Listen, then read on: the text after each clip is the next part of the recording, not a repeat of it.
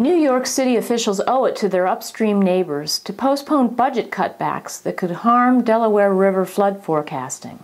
The city's Department of Environmental Protection recently told the United States Geological Survey that New York will no longer pay for the upkeep of 22 stream gauges in the Delaware River watershed, an effort to save the city about $374,000 a year.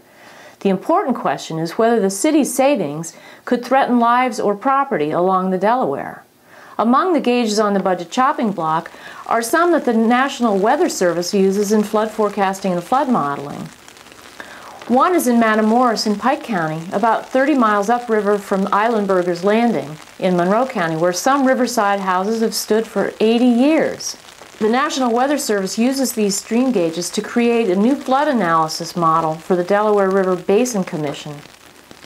Eilenberger's Landing resident Diane Tharp has been working for 4 years with New York City and the Basin Commission officials on ways to curb damaging flooding.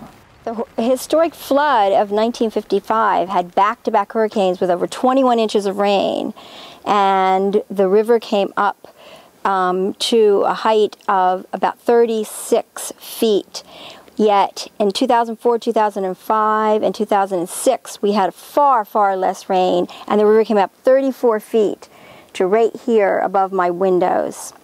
Thousands of people monitor the gauges during flood events, and we need to have these gauges for the safety of everyone that lives on streams and rivers in the Delaware.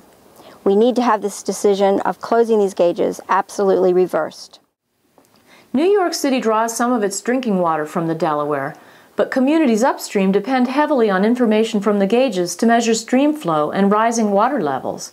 The gauges are essential to flood forecasting, and communities use the data to help prepare disaster response plans. The 3 recent floods caused more than $225 million in damage to 6,300 properties. The industry that once occupied this building, Laird Technologies in Delaware Water Gap, built a $1 million levee after the second flood. The levee barely held off the third flood in June 2006. Laird soon afterward pulled up stakes, taking 375 jobs and a $15 million payroll with it. The building remains vacant.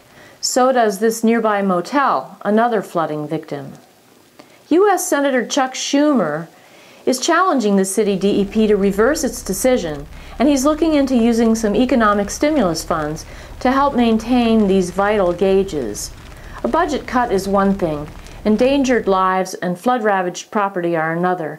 As Diane Tharp can tell you, neighbors of the Delaware River need all the information they can get on stream levels whenever Mother Nature threatens yet another flood.